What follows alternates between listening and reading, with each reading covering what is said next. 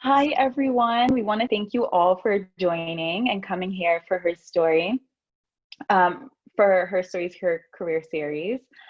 We would like to say a special thank you for, oh my God, Chandler coming in today to speak about her experiences and how she was able to optimize her opportunities throughout college. So if you want to just take it away. Well, first, just start off with how did you pick St. John's? Like, what was that process like as far as picking a school and, yeah, committing? Yeah, absolutely. So first, thank you so much for having me. Super excited about this.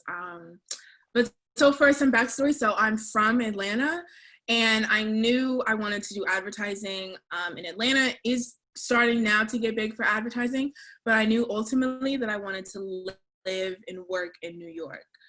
So I was just looking at schools within New York, and then I also really wanted to study abroad, and St. John's has an amazing study abroad program, really good for advertising. They're right in New York, so I knew I'd have access and be able to work at these large companies because like they're literally right there. It's just a train ride away.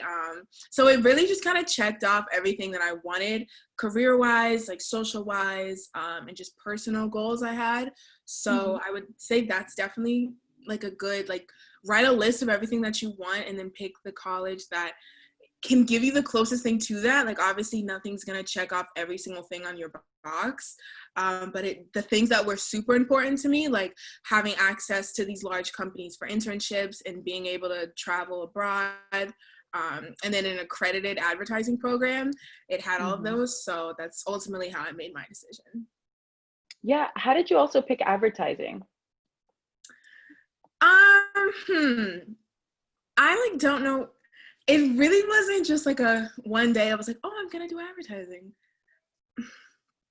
I'm trying to think of how. Okay, so basically, like, I've always loved like commercials and just like jingles and songs and things like that. I've always loved just media, I guess, as a whole. Hmm. Um, and I always like I love being creative. I have a lot of different creative outlets that I like to do in my free time.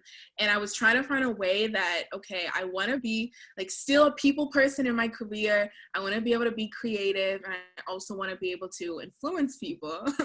So I kind of just combined all of those, and then I was like, oh, well, why don't I do advertising?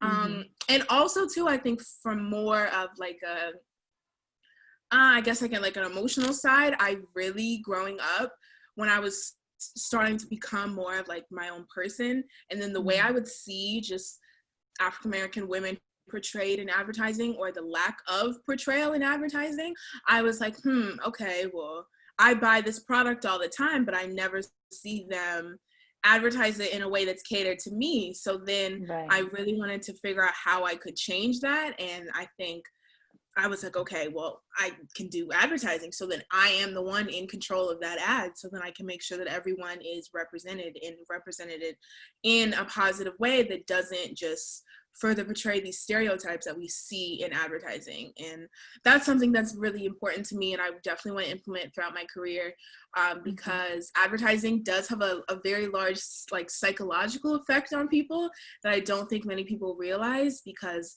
it really can change the overall culture of a society if people let it.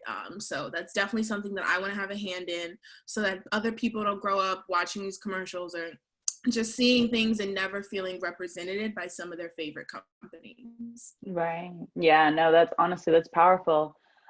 People don't realize, like, even just the Coca-Cola commercials, like, Yeah, um, that we see was the commercials all the time, and mhm, it made people drink more Coca-Cola. More people drink this soda that actually isn't really that good for you, but because of the marketing was so good behind it, it made everyone feel like they needed it. And exactly. it's just crazy. But yeah, no, that's awesome. That's really awesome. What were your expectations like when you were coming into St. John's or coming into college? Like, what were some of those expectations that you had for coming into school, if you had any? Yeah, I definitely had some. I can't even lie. So it's because I was like, okay, like I'm about to move to New York. Like I really thought I was really doing something. I was like, oh, like I'm about to be living this city life. And then I got there and I was like, I mean, it's still cute, but it wasn't, of course, this just whole glamorous that I was expecting. But I yeah, I was definitely a little taken aback by that. But I think I just expected college to be a lot easier than it was, especially with people. I've always been like a really big people person, and then coming from the South, like no one's really mean to you unless you give them a reason to be. So even though I knew that's not how it was going to be in New York, obviously, like completely different breed of people, I thought it would be much easier to just make friends, get involved, make connections. But then my first year, I really realized that like, oh no, this is something like I have to put as much work into making connections and making friends as I do like in my classes, where like back home, that was something that just came natural to me. But it really made me realize that college is not like the movies. Like you're not gonna see someone and then they're like, oh, hey girl, let's just you and me together forever. Let me introduce you to the whole school that I somehow magically know. And then you're set. Right. Like it's not like that. You really do have to put some work into that. So that was probably my biggest expectation that was shocking to me. But I think Right. it worked out in the end. Exactly. College grad now, doing big things. Thank you. So, with all that being said, that means that you probably had to make your own connections, really reach out to people. How in the hell did you get your first internship then? Yeah, so that one, my first internship actually it's not even a good like one to say for that because I actually got that through my mom. Like my Oh, mom was okay. friends with someone at a company in the marketing department and she was like, oh, my daughter's in marketing and advertising. So that one doesn't count. But my first internship I got on myself was my second semester sophomore year. I worked at this beauty and fashion PR firm in Soho, and I loved it. It was so cute. That was really when I was like, oh, I've made it. Like it was so cute. Like the office was pink. All the girls would come like H to T every day. I was like, oh, like I'm an intern, like living my best life. But that one so I found it on Indeed, I remember. And then I looked into the company, I applied, and then I did some cyber stalking, and I found one of the managers there, and I just reached out. I was like, hi, my name is Chandler, just saw the application. I applied, but I also wanted to just send you my resume, and some things I've done in class, yada, yada, yada. And I was like, I know, because this was an internship that they only hired juniors and seniors, but I was Okay. like, I knew I was like, no, like I didn't want to wait another year to be able to start interning. It's like, I need to really start now. So it's like, I know you guys mainly hire juniors and seniors, but I'm a second semester sophomore. This is what I can do. I love this company. I love your clients that you guys work with. That's another thing. I looked up the clients and I was like, oh, like I used to love this product. Like, it's crazy to see that you guys are the one pushing the publication. Like, I really made it seem like I already worked there and was just talking about my experience. And then she reached out to me and was like, oh, like, that's so good to hear. I'll pull your application. When are you available for a phone interview? And then I had a phone interview. They didn't even bother having me come in the office to interview again, because after the phone interview, she was like, okay, like, I think you'd be great. Let's do this. Like, you Wow. got it. So I think definitely going that extra mile, it may seem weird. Like at first I was like, am I overstepping, No. like reaching out to her? But they want to see that extra initiative, because a lot of people are just going to, push send on their application and cross their fingers. So if you Right. really want something, I think going the extra mile and showing how interested you are is always gonna work out for you in the end. Exactly. Exactly. And that's also another way that people kind of measure how much you really want it. If Yeah. you're willing to Google it and act Mhm. like you know it, and maybe you even don't, you know what I mean? Maybe you're making up this whole elaborate story Yeah, for just sure. to get I'm your not foot in the even a door. PR major, so like I didn't know that much Exactly. about PR, but I just wanted to see if Hmm. it was something I could do. And then I loved it, but I'm more of advertising. But yeah, so I wasn't even really qualified for that internship. but I showed them my Right. passion, and that I think is what got me the role. Right.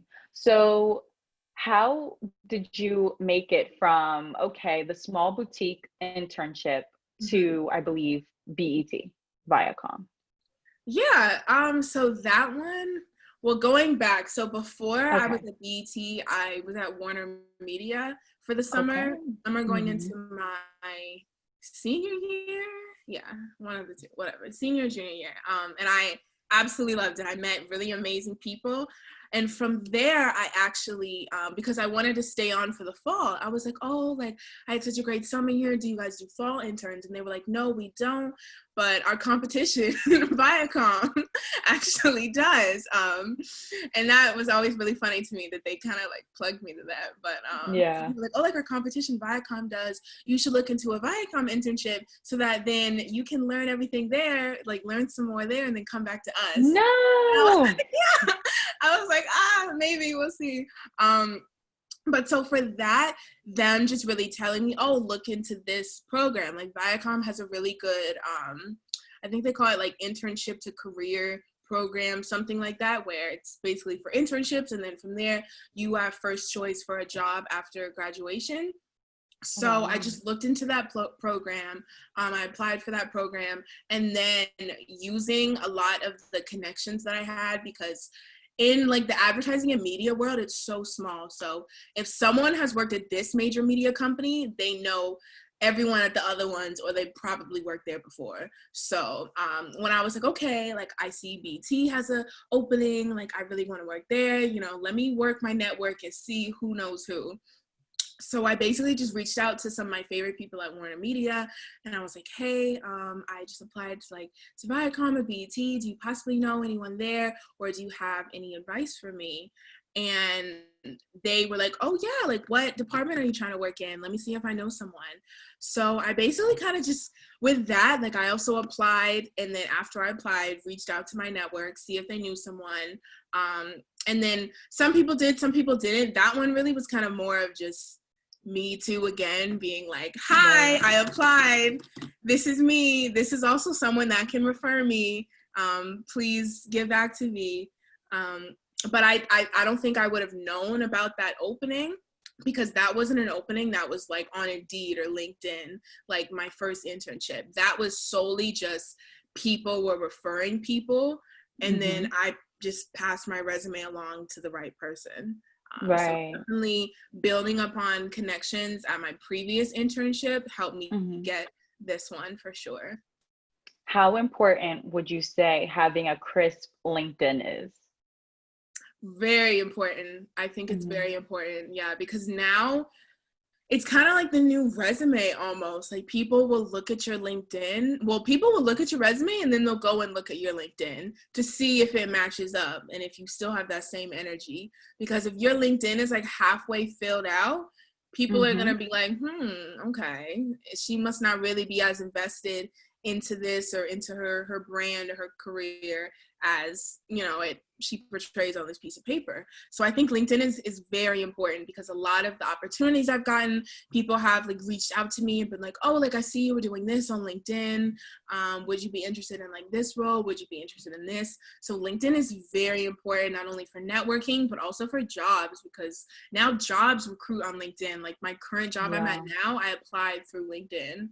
So I Mm. think it's very important, because that's really like you, because with a resume you can kind of only do so much in my opinion, but with LinkedIn you get to show people like the full circle of who you are. They get to see your face, they get to see the past things you've done, they get to see your courses, your awards, everything that you can't fit on one piece of paper you can put on a LinkedIn profile, like a Hmm. bio about yourself, all those types of things. So LinkedIn is very important. I recommend everyone to get a LinkedIn and to just commit a day to really perfecting it. And you don't even need premium. Like I don't even have premium, but I Right. definitely just use it to your advantage, because LinkedIn is very important. Exactly. Yeah, no. Yeah, that's something that even I've noticed, just trying to find a job or even trying to build upon connections and keeping in touch. I feel like that's such a nice professional way to be able to do that. So definitely Absolutely. understand that. Um, So on the topic of your internships, out of them all, which, feel free to name, what do you feel like is the key to being successful and during your internship? I would definitely stand out, find a way that you can stand out and be either like a go-to person for something or somebody's go-to. So one of my internships, like anytime the boss, because it was 40 of us, it was 40 interns, and I was like, okay, there's 39 other people here. Like, how am I gonna make sure that they know my name, they know my face? If they need anything, they're gonna be like, oh, go get Chandler. So really just first, okay, I would honestly say first, like, because it's at the end of the day, I just look at everything like it's not a game, but it really is a game. You need to see, okay, who is in power? Who do I get friends with? Who do I only talk about professional stuff with? Who do I talk to? Who do I not? Like, who really take that first week and just sit back and observe, because a lot of the things I saw, the interns that were like jumping, like, oh, can you get me a sit down with like the president or this account executive or blah, blah, blah. They didn't get it because they were too focused on just the big name people. But a lot of the people that you really need to talk to are like the middle tier or the assistants to the big name people. So one of my work mom, I loved her. She, like, I got really close to her. She was the assistant to the vice president of like the whole advertising department. Got in really good with her. I'd always ask her every morning, like, hey, you need help with this coffee run? You need help with anything? I got some free time before they want me to sit on this meeting, anything I can do for you. We got really close, and then she was like, oh, Chandler, hey, like, I don't know if I say his name, but she was like, oh, like the vice president, he has like an hour free, and we were just talking about interns, and I brought you up, and he said he wanted to meet you. Like, do you want to meet him? And I got to sit and run ideas off, get career advice with the vice president of the company that I would have never, if I would have tried to talk to him myself, that wouldn't have happened like every other intern did. So you have to really think what's the smartest way for you to make these connections and play the long haul. Because if you're too like feisty, I guess, to try and meet these people the first week, they're gonna be like, okay, chill, intern, like, they'll be like, like, you're young, calm down, like, go do something. But definitely, like, know who the key players are, I think was my biggest key and just tip for success, because a lot of the times in these huge, like, corporations, someone's title doesn't really equate to their power. So just because they may not have, like, there may not be a C-suite, that doesn't mean that they aren't influencing these decisions, and that doesn't mean that they don't have the power to say, I like that intern, I don't, let's remember them for when they graduate. A lot of them do. And no one wants to hire someone that they don't like. So if you're not well liked by the office and the key people in the office, you could be the best intern they have, but they will not want to bring you back. And it's unfortunate, but it's true. Like, in just a lot of different industries, it really goes with how people like you. So I would definitely say get in with everyone. Just like know who the key players are and really find something that you're good at, even if it's the most simplest task. Like one of my internships, like every afternoon they would have me do at 2 p.m. like an afternoon like coffee pickup. So they'd be like, oh, okay, go to the Starbucks across the street and go get all the executives coffee. And I was like, okay. And like at first when I did it the first week, I was like, man, like I'm just getting coffee. Like I want to help on a project. I want to do something. Then I had to switch my thinking and be like, okay, well, this is a project. So what can I do so they know who I am and remember me from this? So every day at like 1, when I'd send my email, like, hey guys, what do you want today? Like, you want a coffee, your bagel, whatever, what do you want? I'm going to go get it at 2 p.m. And then I would include an article that I found about what was happening currently in our industry, or like a statistic or something about our product or something a competitor's doing, like every single day for those 3 months. 3 months, because it was a summer internship. I would find something valuable to show them.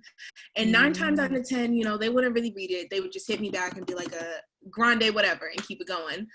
But they eventually, after about like a week or two, they were like, oh, when I'd give them their coffee, they'd be like, oh, I really like this. Like that article you sent, I looked into it and I think it's actually something that we could do.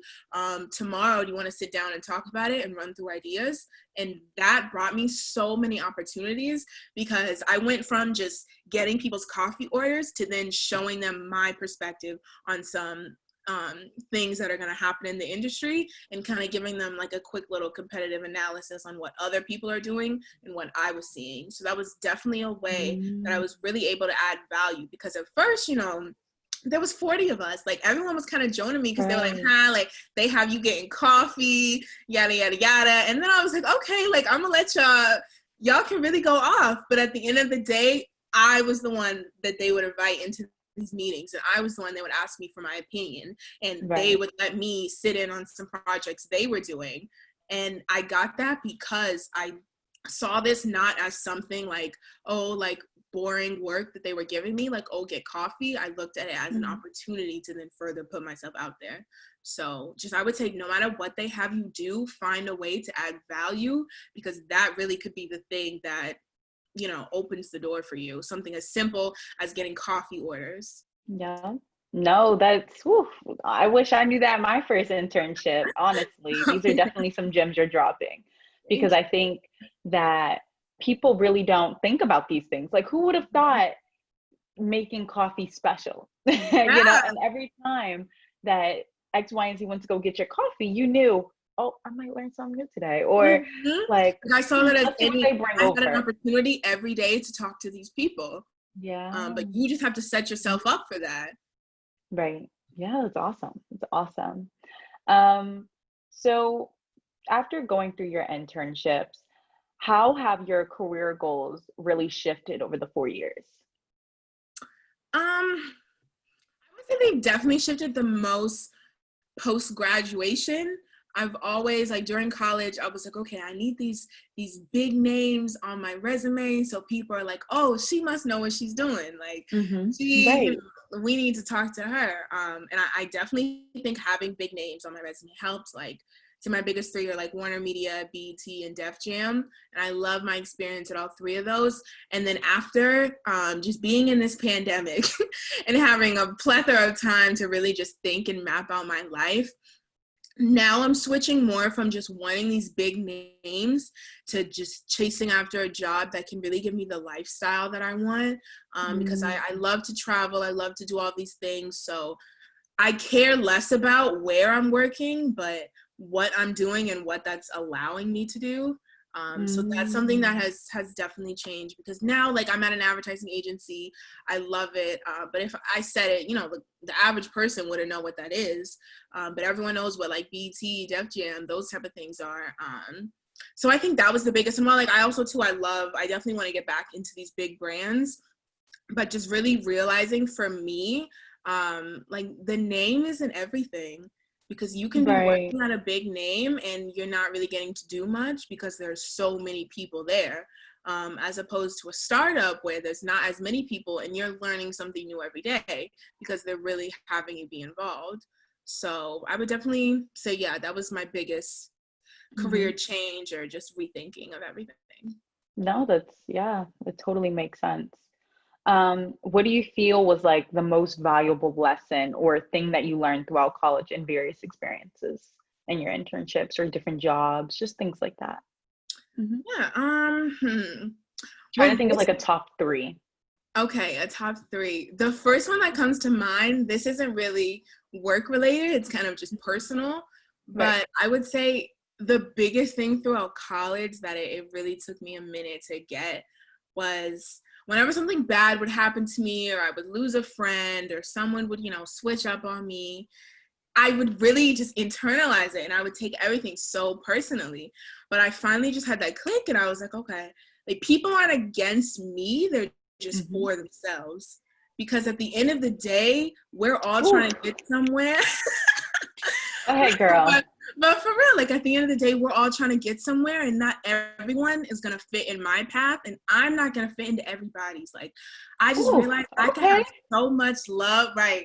I can have so much love for somebody, but that doesn't mean we're meant to be friends, or we're meant to be together, or we're meant to be whatever it is. Like I just really had to learn not to take everything so personally, because when I tell you, I would be sick Wow. if any friend, even just little things like freshman year, if I see my homegirl and I wave to her in the cafeteria and she didn't wave back, I'd be like, oh, is she like, yes, like I used Yes, to really be me sick over too. that type of stuff. I'd be like, oh, wow, like, oh, you got some new friends and you don't want to talk to me now, huh? Like I would really Like internalize it means something. That's the right? Like crazy I thing would about think everything college. means something, but it doesn't. It really doesn't. So that Mhm. would be my biggest college lesson I learned. Okay. No, that's a huge one. Huge. Yeah, like everyone's trying to do something, and just don't take it so personally. Like everyone's for themselves. This is the time really where I Yeah. don't think you can hate on anybody for being selfish, because if you're not selfish now, you're going to regret it when you're 40 and you turn into a people Mm. pleaser. Okay. Go ahead, girl. But yeah, I would say that was my biggest thing. I'm trying to think career wise, the Hmm. biggest lesson I learned Well, if really. you have another personal one, because your college ones are hitting. Okay. If you have Yeah, another no, college one, I'm sure that was there's somebody in yeah, here. that one was needed. I'm trying to think, what's Mhm. another just life lesson I have learned? Okay, well, this is one I'll just say. Like it's gonna suck, honestly. Like working a lot. Like my friends would, some of my friends, they're not my friends no more, but some of my friends would really be like, oh, well, like, why are you trying to do all this? Like, we're in college, Mhm. have fun, chill out. And don't get me wrong, Yep. like, I have fun in college. Like, I have no regrets. I definitely live We'll my get to best that life. soon. hmm But they were like, oh, like you're always working, you're always doing this, you're always doing that. And just know that, yeah, like it sucks waking up at like 7 a.m. or doing all the Mhm. things you have to do. But at the end of the day, it's worth it. And no one can really, if they're not trying to go where you are going, no one can really speak on what you're doing, I think is my biggest thing, because I've Mhm. always had these huge goals. I'm not a stay in one place type of person. I love to roam. I love to meet new people, and a lot of people can't get that, and that's okay. Like that's not on them. So just really realizing that like my ceiling and just all my goals for my life isn't gonna transfer to everybody. And like Mhm. a lot of other people's, like they want to get it, and I would really have to be like, okay, like no tea, no shade, but your ceiling for your life is my floor. Like Ooh, we go are on ahead, two different. girl. Go ahead with I these hate to say gems. it, but honestly, like I was on you can be on two different paths with people. I want to do Mhm. all of this, and I want to do this under 25, Yeah. and I'm willing to sacrifice some nights for that. And some people aren't Yeah. willing to do that, and that's okay. But as long as you know you're putting in the work and you know what you want to achieve, not Yep. everyone is supposed to understand your journey. Because I feel like if everyone can understand your journey, then you're not really doing anything that special. If anyone can do it, Mhm. because I definitely believe we're all here for a different purpose in life, and we all have something special to offer the world. And Yeah. what I can do, someone else may not be able to do, and what somebody else can do, I could never do, So just definitely walking in that and walking in your purpose, and just getting comfortable with being misunderstood and people not understanding, because we all want different things in life, I'd say. Right. Like Yeah, another no. lesson. No, that those were things that every day I think a lot of us struggle with. And I Mm-hmm. think a lot of us don't really know if that's a good thing if I have to leave my best friend behind from high school, and Mm-hmm. or in college when you make that first friend on that first day and you realize senior year comes 4 years later that that's not your person anymore. It's like, Yeah. geez, did I do something wrong? But it's like, no, you just moved up in the world. Mm-hmm. Honestly, Exactly. Yeah, we're supposed to grow. Like I would hate to be the same person I was in high school. Like, I would Exactly. hate that. But yeah, that's the whole point of life. You have to keep moving. You have to keep growing. You can't be stagnant, Right. because I feel like you're not gonna do anything. You're not gonna Hmm. really achieve anything. So yeah, like you said, like you meet someone, you may click, and then senior year that friendship is breaking. maybe that friendship was just for a season. That wasn't a lifelong friend. You know, I've had some friends that were just for a semester, and then we went separate ways, and there was no love lost, Yeah. but we clicked in that time. But I needed you in that time, and we really connected. But now, you know, you might have gone off, done something else. I might have done something else. We have different interests, and that's genuinely okay. Right. Exactly. But speaking on that, how you maintained your balance, how did you kind of maintain that balance of having a great time, partying, all that, because, we go to a D1 school, SJU. Right. So how did you Yeah. maintain going to those sports events, having a good time, but also positioning yourself for that next move? Yeah, for sure. It's definitely a struggle. And Hmm. I would say that is really where discipline has to kick in. And I feel like that really weeds people from that are just all talk and the people that are actually out here hustling and getting to it. Because I would be like, okay, like I know, and two, like we go to school in New York. So I was like, oh, like I'm not about to be in my room all day. Like, no, I could do that back home in Atlanta. I'm not gonna sit in my room.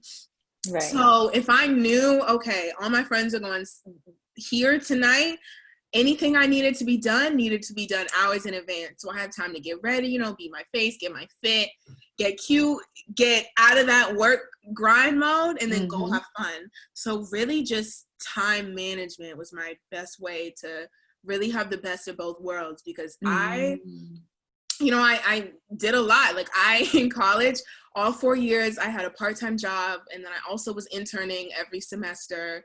And then I would do freelance copywriting work, and I still graduated with honors Magna Cum Laude. So like I was Wow. juggling so many different things. I wanted to make sure I had my career connections, my internships, my bread with my job, my grades, my everything. And Right. that was really hard at first, to just take a breather and take some moment for myself. But you have to have fun, or else you're gonna burn out and you're gonna forget what you're doing it for. Like a lot of the Yeah. times when I would be out lit with my girls, that's when I really was like, oh, I can't wait to be rich. Like I can't wait to really grind, so then I can have fun. I can do this all the time. I can live the life that I want. And a lot of the times where I wasn't working is when it really just inspired me to work harder, because I saw, like, seeing my friends' older siblings and seeing how they're set up and they're well in life. I was like, okay, I want to be like that when I'm 26, or I want to be able to do this, and I want to be able to do that. I want to be able to travel like one of my cousins does. Like I want to do all of these things, and all of Right. that is what I do now. So just having good time management and discipline. A lot of the Hmm. mornings, a lot of the times, like I would have to wake up at like 7 in the morning, do some homework real quick that I didn't feel like doing last night, and then go to my internship, and then come back and go to my night class and turn it in. And Hmm. it was a sacrifice. Definitely, I lost a lot of sleep in college. I definitely was not well rested, but at the end of the day, I think it was worth it, because I still can look back and say, okay, I didn't just work my whole 4 years away. I definitely had fun with my friends, but I also put myself in a position so that I can have fun later in life and it not hurt me or impact me. Hmm. Hmm. Exactly. Um, what else was I going to say to you? This question, feel free if you don't want to answer, totally fine. But I feel like it's a question that I think we all kind of have a little bit, you know what I'm saying?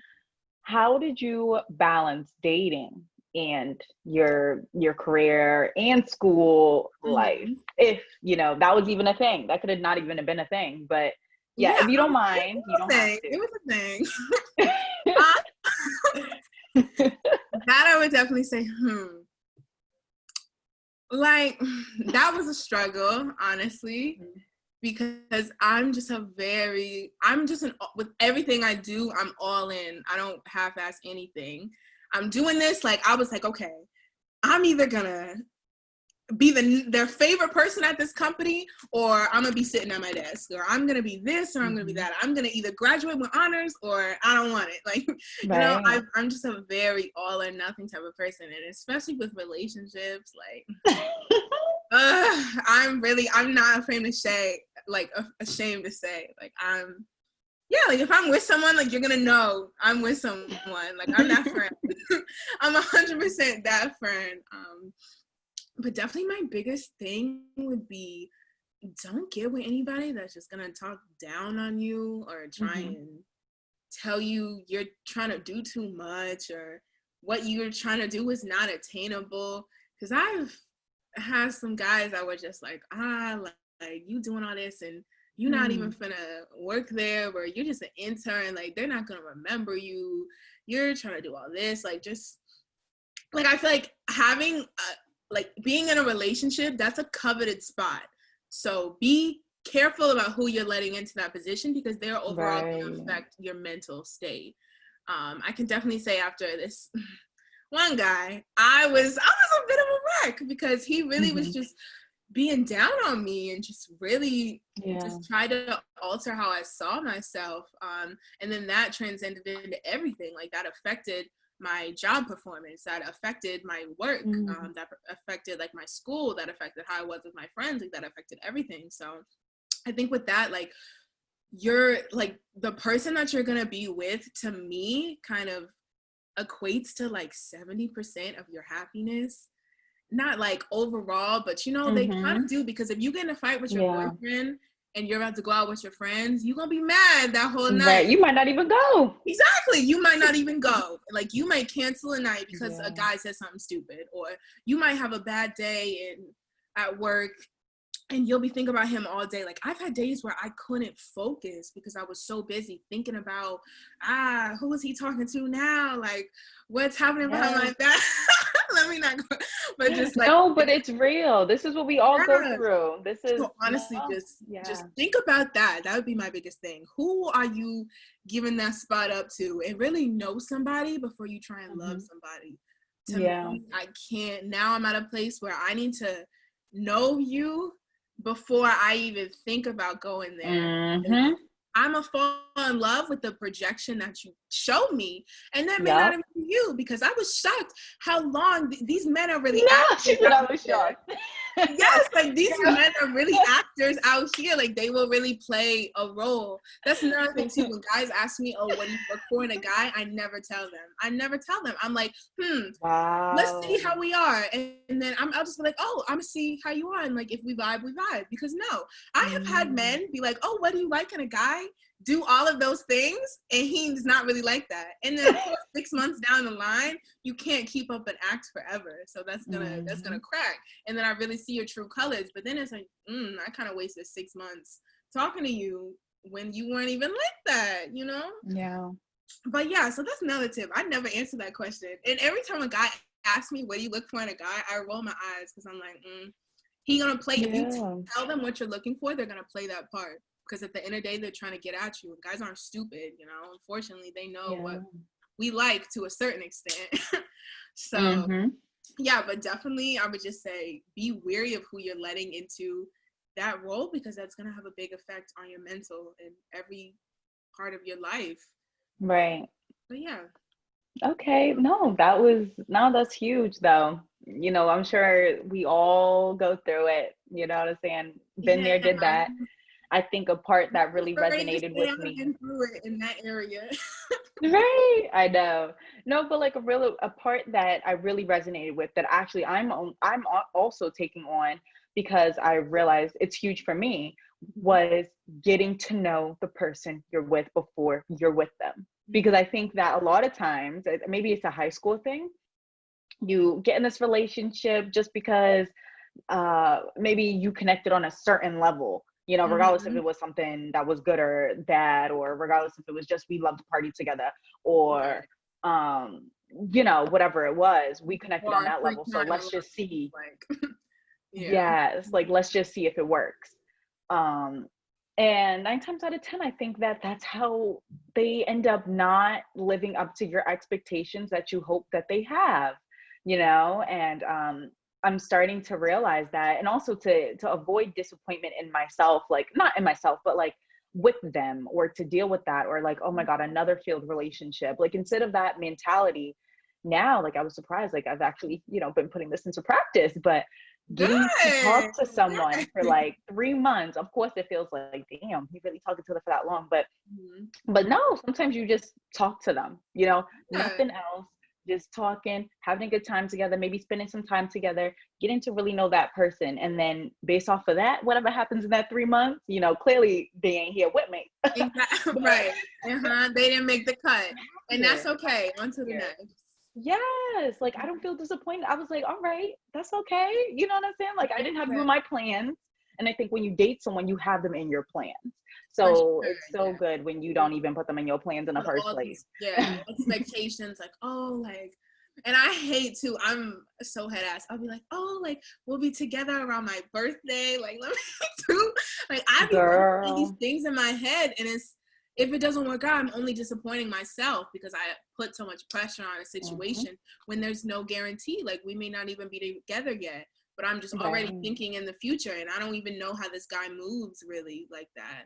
So definitely, once you get to know someone, and men, I've learned, like, they truly are simple creatures. Like, they see something, they will want it. Like, and one of my friends, she really used to have to beat this into my head. Like, if he wants to talk to you, he will talk to you. If he wanted to take you out, he would take you out. There's nothing holding him back. It's 2020. There's so many different ways to communicate. If someone wants you or to go after you, they will. And if they don't, it's okay. On to the next. Like, that has no reflection of you. That shows no indication of your value. You know, some men want pennies and some want dimes. And if they want a penny, that's okay. Go ahead, girl. Right. But, we dollar bills. right. So Benjamin. So few can afford. Exactly. A lot can't. But going forward, this is backtracking a little bit, going back into, you know, your work life. But how has code switching, if you even do that, how does code switching play a part in your work life? Oh, definitely. Yeah. I think that has, that definitely has helped me with a lot of my success. I can honestly say, it's unfortunate. Well, actually, no, I take that back. It's really not. I'm kind of pro code switching because you can't talk to everybody the same way. Before you go all the way, let me just give a little bit of something to like help explain it. But like code switching, for those who may not know, code switching is basically when maybe you change your tone of voice, or you kind of become another persona of yourself when you enter a workspace, and not in a bad way. It could be, it could be in a bad way, but it's like, and typically minorities have to do this in order to even get your name into a place or even to be seen in a place. Sometimes people feel as though you have to code switch to get that same attention. So I just want to see your perspective on it and see if you even had to, or if you stayed authentic, or however you like to feel. Yeah. What are your thoughts on it? Yeah, I agree with that too. Unfortunately, I think as minorities, we do have to code switch, but just the level that you do it is your personal preference. Like, I was always me. I was always my same loud, fun, friendly personality, but just in doses, you know?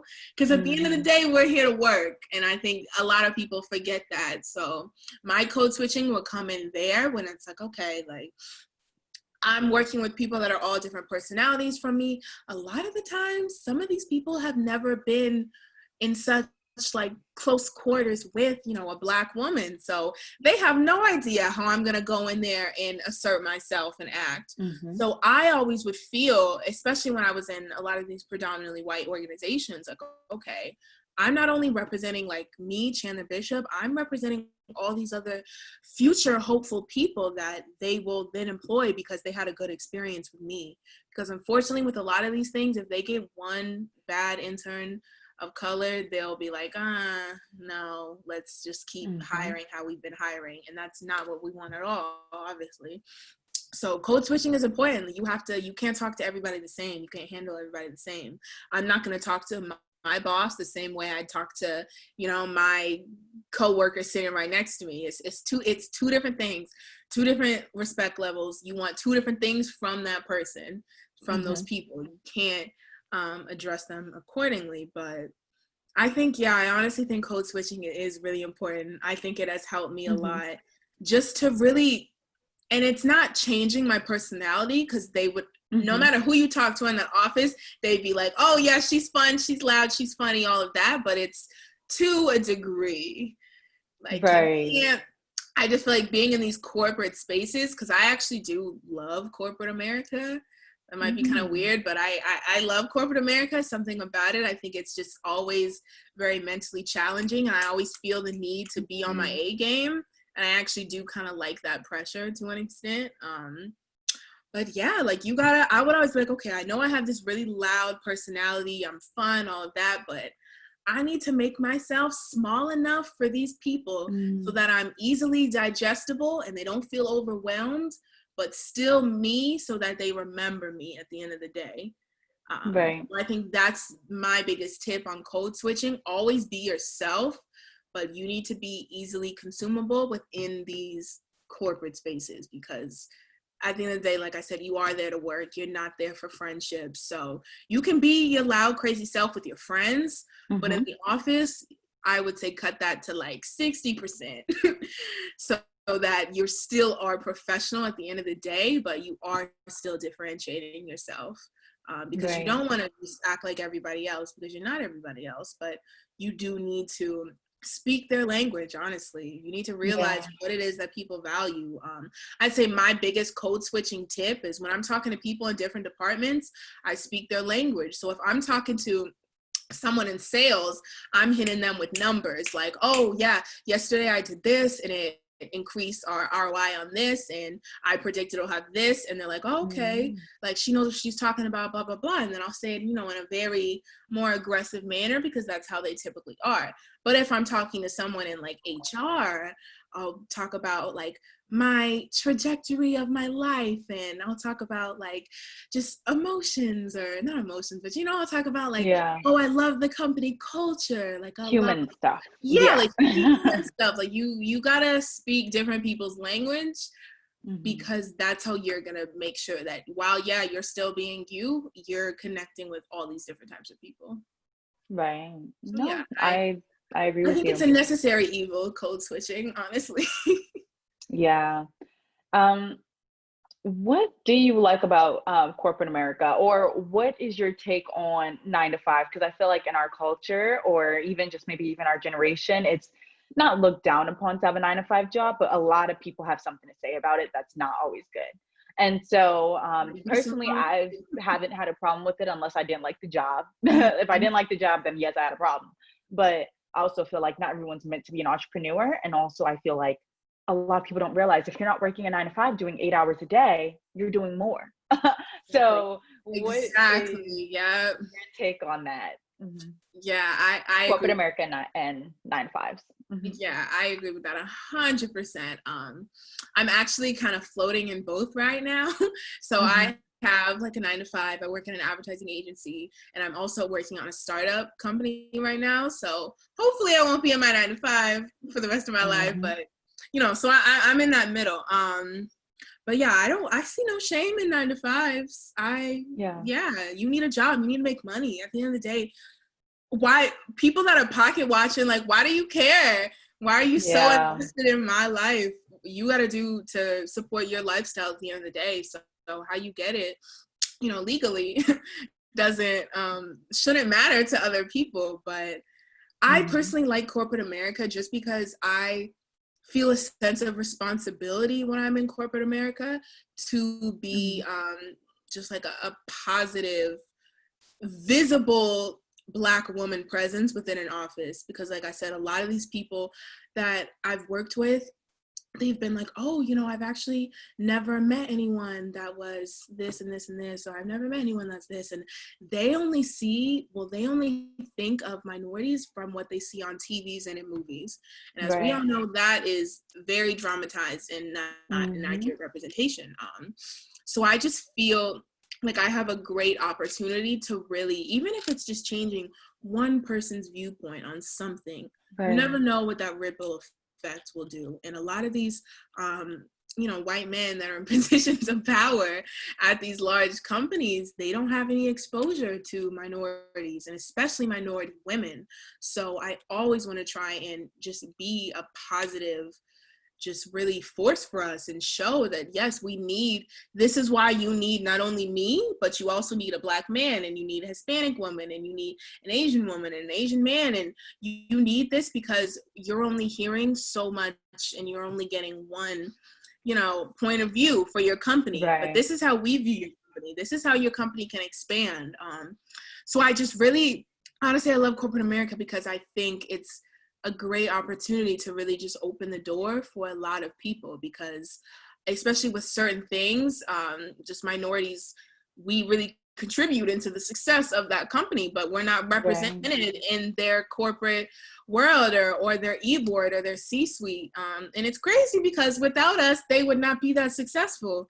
Mm-hmm. And I think it's so important that, we really get into these companies and you open the door for somebody else, and you try and get more people in it. Like I'm all for diversity initiatives and things within these large corporations because they are so important. I think if you just climb up to the top of a company and you're not doing anything to help other people that look like you get to where you are, then you're not really doing anything. You're not making a statement, because they could fire you at any time and you would leave that company and you made no positive impact to help people of your community get there. Exactly.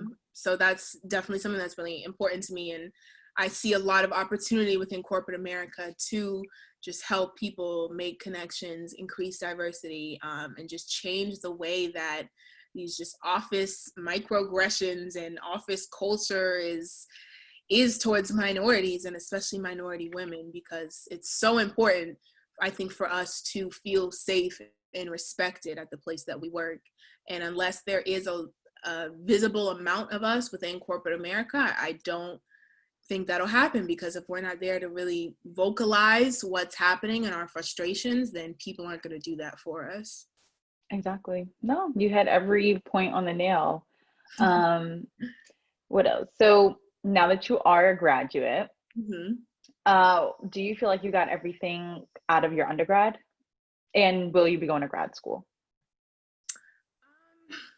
The first one, I do, yeah. Looking back on it, like I said, since we've been in quarantine and I'm like, wow, I really just graduated college. Like it took me a minute to really just accept that chapter of my life is done, Yeah. I'm now like an adult. I tell my mom I'm still in my adult pre-trial, but Right.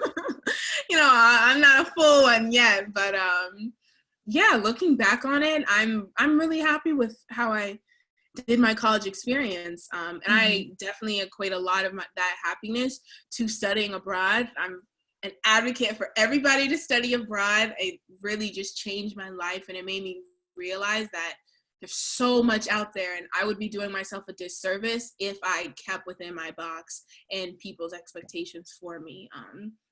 So yeah, I worked really hard and made connections. I got to intern at some of my dream companies. I grew up listening to just all these people, and then I go and work at Def Jam. Like, that was really crazy to me. That was really one of the internships that I was like, wow, like, you really can get what you want in life if you work for it, because I definitely don't think I know I wouldn't have gotten that internship if I did not have these 7 others that I had in my college career, or the 6, excuse me.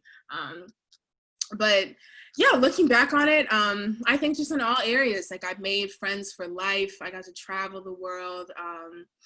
I got good grades, graduated with honors. That was one of my goals when I graduated high school. I was like, okay, I really want to be able to wear my little Magna Cum Laude stole at graduation. And jokes on me, graduation got canceled.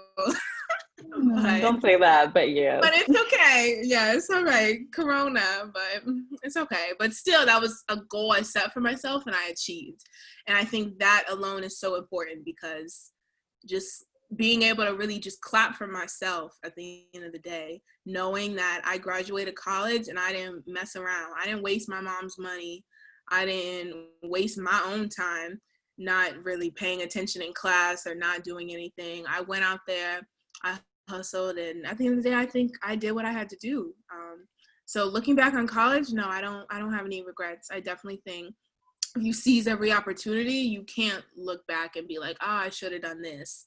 Because everything you do is not perfect. Like, I'm definitely not Right. perfect. I have made some embarrassing mistakes in all aspects in life, personal and corporate. But I'm such a, like, better a oops than a what if type of person, you know, because I can always laugh anything off, you know, dust off my Right. shoulders. But I know I did it, and I know I tried, because I would hate to look back and be like, oh, like, I wonder what would have happened if I would have reached out to her. I wonder if I would have gotten the job, or if I didn't say, oh, yeah, I'll do that presentation. You know, you honestly never know. Yeah. So, yeah, I think just seizing every opportunity. I have no regrets for college.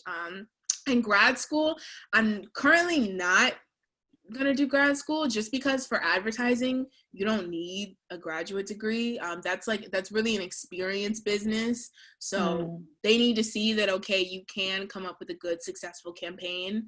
It doesn't really matter as long as you have like a bachelor's degree, you're good. But I do want to go back and get my master's. I'm thinking about getting it in sociology, but that'd be something down the line. I kind of want to get it, like, just for myself and for fun. Great. Honestly, even though that You sounds love so to learn. yeah, it is that. It's really just, it's not even anything for my career. I just want it for me.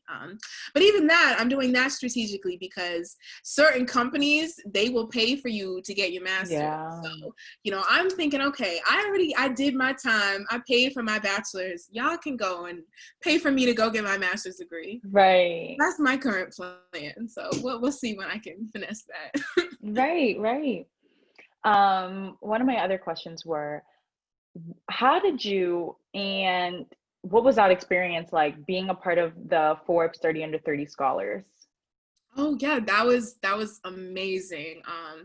I definitely recommend that to everyone too. I think the application I think it's coming up, honestly. I think it was in July. I'm not really sure, but every year they have a conference in October that all the under 30 scholars get to go to, and all of the real Forbes 30 under 30 people are at. And it was amazing. It was like a couple days worth of just events. They would have speakers. They would have all these type of people coming in and really just dropping knowledge. We got to network. I got to network with so many, like, millionaires that I would never have access to, and just ask them, like, hey, how did you do this? How did you do this? And just get my name out there. So that was great. And for that, so you have to be nominated by someone in you have to be, basically it's like you have to be nominated by someone that's like accredited within their field, or they're like a major player within their field. So one of my mentors actually nominated me, and he was like, hey, I think you would be great for this, you know, shoot your shot, you never know, do it. So he had to fill out a thing in Forbes 30 under 30 to nominate someone, and then that nomination went through. Oh yeah, they looked at my LinkedIn, another thing, get your LinkedIn. They looked at my LinkedIn, and then they approved it, and then they said, okay, we'll send her the application, because it's not something just posted. You have to be invited to apply for the Forbes 30 under 30 scholars program. So then they sent me the application, the invitation to apply. I applied, you know, said my prayer, crossed my fingers, and then I got in, and it was such an amazing program, because they only pick 1,000 students out of the like 10,000 that apply. It's really crazy. But yeah, definitely, if anyone has any questions for that, like, you guys can reach out to me. I'm all for it. That was such a great experience. I'll definitely, oh yeah, because now that I was a 30 under 30 scholar, I can nominate other people. So, because it's really like a close knit thing. Like, you either have to have been in it, or someone with ties to the organization has to nominate you for then you to get in it. It's not just like an open app. Yeah, if anyone has questions about that, you know, definitely feel free to reach out to me.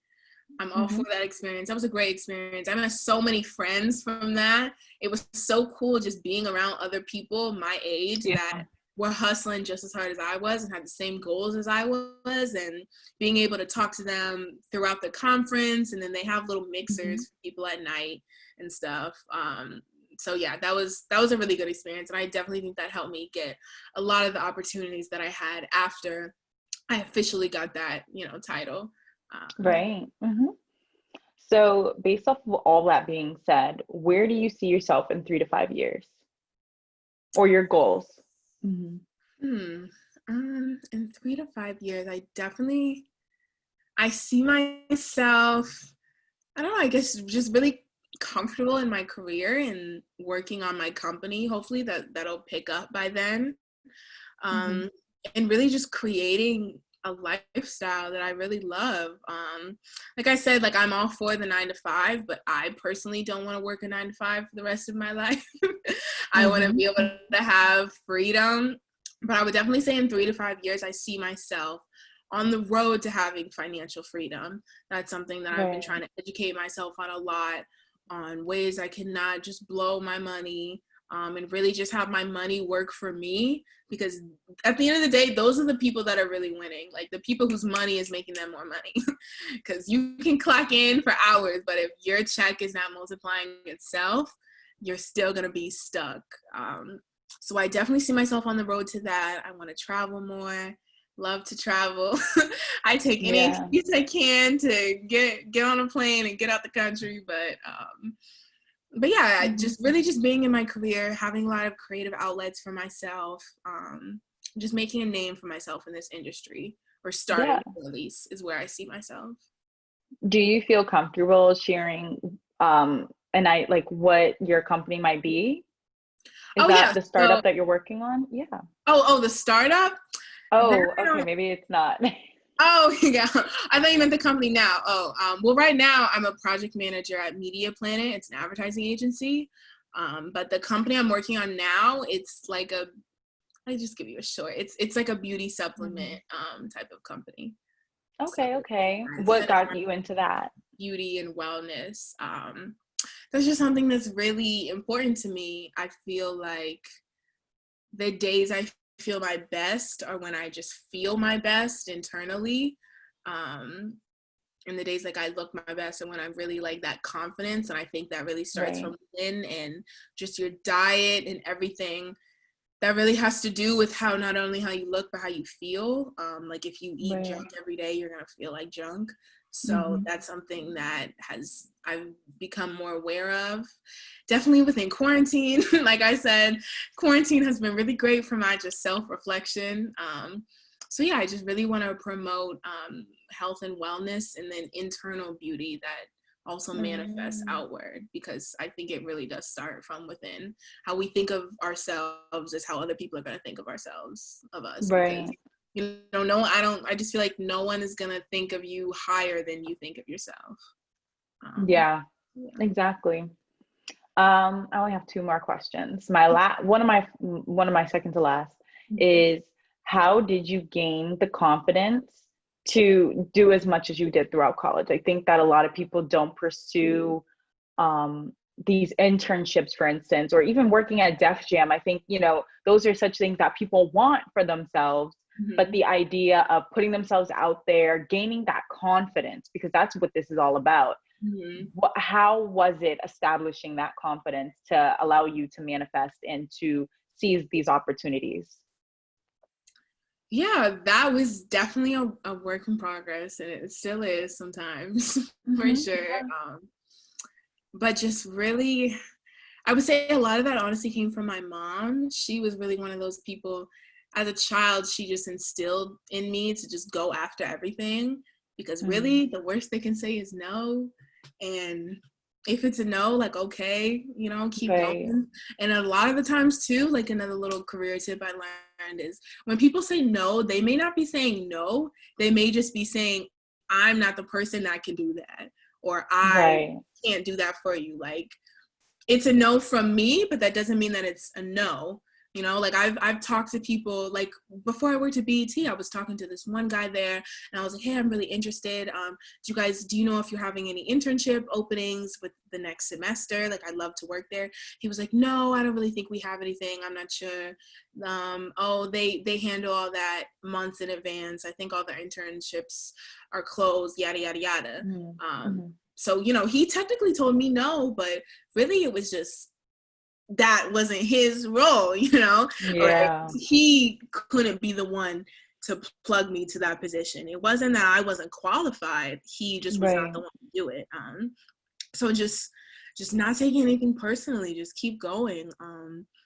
And I don't know. I would always just think about just overall how I've just always pictured myself in my dreams. And I think my dreams are much bigger than what people's opinions are and Okay, people's that's huge. criticism or people's Mm-hmm. things like that. Because at the end of the day, we all are living our own life. And I would just hate to look back and be like, wow, I didn't go for that because I was worried about what my friends would say, or I thought they'd laugh at me if I didn't get it. But, at the end of the day, you're Mm-hmm. the one living your life. So just really Yeah. just telling myself that I can do it. And even if I don't get it, that doesn't mean it's a closed no. That just means it's no for right now.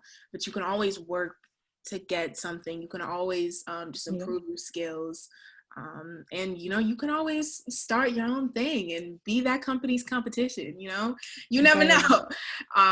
But yeah, just always just putting myself out there. And really, I had to train myself how to think positive, because to my core, I am definitely my toughest critic, and I would always second guess myself. But I had to really tell myself, okay, if I think I can't get it, then how are these people going to think I can get it?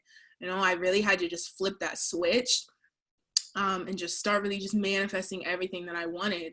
I'm so Mm-hmm. big on what are they called when you a vision board? Oh yeah, a vision. Okay, yeah. Yeah, I'm so big on a vision board. I had a vision board. I was like, okay, I know I want this. I have a vision board for like career, personal goals, and then just like fun. So I would Mm-hmm. have those three different things, and I would just look at that every morning. I'd wake up and I'd look at that. I'd be like, okay, like what am I doing today that's going to contribute to what I want 5 years from now? And that really gave me confidence to just make my future self happy, because Right. you can't, talk down on yourself or hate yourself into a person that you're going to love, because Right. that's just not how it works. I think if I'm going to be something in my future, I have to be proud of what I'm doing now, because what I'm doing now is what's going to make me into the person I want to be when I'm like 26, 27. So just Mm-hmm. really going after everything and just not getting too down on myself, I'd say, is how I really gained the confidence to then apply for all these major companies, and just network and talk to these people that I knew Right. I had no business talking to. Yeah. Yeah, that's true. Um, my final and last question Okay. is, oh my God, why did I forget when I was about to say it? Okay, there we go. Any advice that you probably would give to your past self, or to just people who are eventually gonna watch this? Like, is there anything that you've really wanted to like get out there, or that you have for that other little girl that has a dream? Like, is there anything that you wanted to get out? Yeah. I'm trying to think how to word this. Yeah, go ahead. Hmm. I would just say, think about like everything that has just led to where you are in life. Um, Hmm. I've been thinking a lot about just, especially with everything that's happening within the world, just especially from minority women, what our people have endured so that I could have these opportunities, and how Right. it would be a shame if I didn't take advantage of them just because I felt inadequate. Um, Right. and I know that may be like a weird perspective, but I just No, think but that's, yeah. I think at the end of the day, it's really doing like our ancestors and our people a disservice for not taking full advantage of some of the rights that they died to have, just because we are then limiting ourselves. Because I feel like at Hmm. the end of the day, we're going to have enemies no matter what, but you can't be your own enemy, and you can't Right. really just stifle your progress. So I would definitely tell that to myself, because I didn't always used to be this outgoing and career, oh, I'm gonna get that, I'm gonna go talk to that Hmm. guy. Hmm. I used to really be like, no, he don't want to talk to me, like he's busy, he's about to go to a meeting, no one cares what I have to say. Right. And that's right. Yeah, if you don't tell yourself I have something of value, no one is going to care about what you have to say. So just really Hmm. having the confidence and really just taking a step back and thinking about, what did people sacrifice so that you could have these opportunities and you could be in a position to better yourself? And then from that, like, what are you going to do with it? You know, like I said, one of my just overall goals is I want to increase minority representation within media, advertising, and just corporate America. So in order to do that, though, I have to first start with myself. I have to make sure that I'm solid so that these people trust me to be able to help and bring in more people. Because if you aren't a great representation or a great worker within your company, they're not going to then trust anyone that you're referring. And I think that's really too how I got my Forbes 30 under 30, because my mentor was so reputable within his field. So they were like, okay, yeah, let's look at her application. Like, for sure, send her the app. Because that wasn't, there weren't many minorities in that program. So all of the ones that were there, we really just got close, and we were like, okay, now how are we going to help more people get into this? So really just, yeah, like, pass the baton, I think is my biggest thing. And think about who helped you, and then how can you use what you've learned to then go and help somebody else. Yeah. Okay. This is my secretly last one. Okay. But with friendships, you know, not necessarily those relationships, but you can add that into this piece if you want to, because it might tie together. Do you feel like you have friends, or did you feel like your partners needed to have the same ambition as you? Because I feel like, you know, the drive that you have is amazing, and the drive and the ambition that you have and the dreams that you have are so big, you know what I mean? Compared to a lot of people's. So how was it maneuvering through successful friendships, or who ended up being those really close knit friends, or how did that navigate? You know, this is kind of like a broad question, so you can kind of maneuver any way you want, but for sure. I think relationships, absolutely. I can't be with nobody. I can't be out hustling my man, honestly. I'm sorry. Like, no, like, I'm very alpha, and I need an alpha, because I can't be with somebody that's comfortable sitting on the couch, but you're watching me put in work. So that's a no. But friendships now is completely different. Okay. Friendships, you know, if you're comfortable, you know, living I don't know, no like shades, because just I average life. Just an average life. Like, I get it. We're not all Beyonce. We can't all be Beyonce. Like, you know, but if you're okay with living an average life, that's cool. As long as you support me, I'm going to support you. There's a mutual respect. I see no problem with that. You know, I don't like, all of my friends aren't super ambitious or on the same thing as me, but they never like get down on me for it. Like, if I tell them, oh no, like, I can't hang out, I really got to work on this, or I have homework, yada yada yada, but like, I'll link you tomorrow, they're like, okay, cool, like, see you tomorrow. It's never like oh, you're trying to do too much. And then I never get on them like, you're just sitting around. Like, of course, you know, I motivate my friends to always want to be their best self, but you can't really make somebody want to be better. So sometimes you gotta just love people in the place that they want to stay in, but just let them know that you're there for them if they do want to progress. So I think for friendships, yeah, like, I have all different types of friends. Like I have friends that are in like med school. I have friends that are just working like part-time jobs. I have friends from like all different spectrums. So I just think, yeah, just not. So just your man needs to be on your level. Yes. Or well, higher. Really seating, so then I can then climb to that, and it's like a continued like. Okay. But yeah, for friendships, no, I think it's just, I'm not like a judgmental person at all. Like, I get everyone was born with different circumstances. Not everyone had people in their lives growing up to tell them to be better, or that they could do anything that they want. So I feel like that's so messed up for people to look down on people that aren't dreaming big, because a lot of people don't even know how to dream big. Like, they didn't even know thing.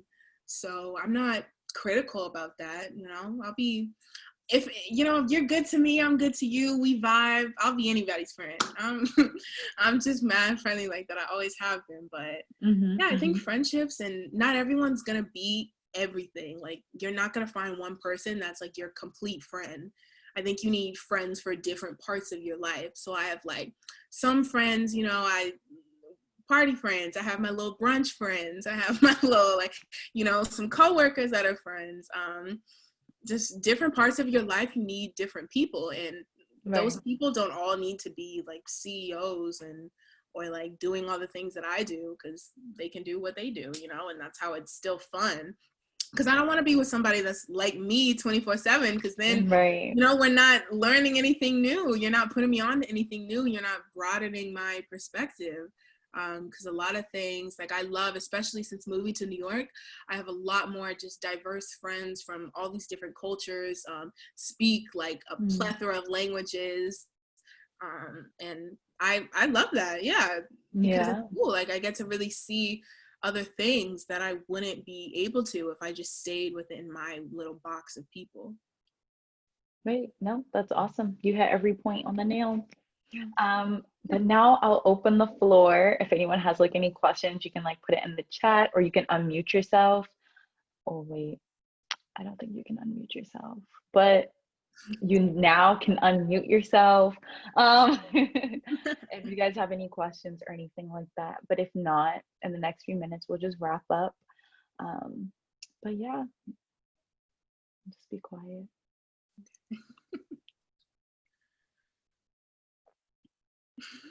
Okay, I guess no one has any questions. If you do, please just put it in the chat if I can't hear you. But okay, but no, this was awesome. I appreciate you coming on. You were extremely insightful, and yeah, this was amazing. Like, you did great, and I hope that going forward, Stephanie, who also works with me with HerStory, just said that she said thank you for the great talk. That was amazing. Kayla also said great convo. Stephanie learned a lot, which is amazing. But yeah, like, I definitely feel like there's so much insight that you definitely gave, and I'm just happy that we can like put this out there, and I hope that you can come into HerStory again in some other aspect, in some other way. I'd love to. Yeah, thank you so much for having me. I hope I was able to, you know, just give my opinion on the world, my perspective. Obviously, I don't know it all, but I feel like what I have learned, I love just the opportunity to help other people so you guys don't make the same mistakes, or you guys have more game to go into these conversations and know how to act and move accordingly. So that makes me really happy if you guys feel like you've learned something or been inspired in any type of way. Yeah, so thank you so much for having me. And thank you guys for listening. Sorry if I was thank you guys chatting. I know. No, it felt like I was having a convo with my girlfriends. Like, that's how good this was. Like, this is awesome. Good, yeah. But all right. Have a good evening, and everyone else, stay tuned for episode 2 next week. Thank you. Yeah. Okay, bye.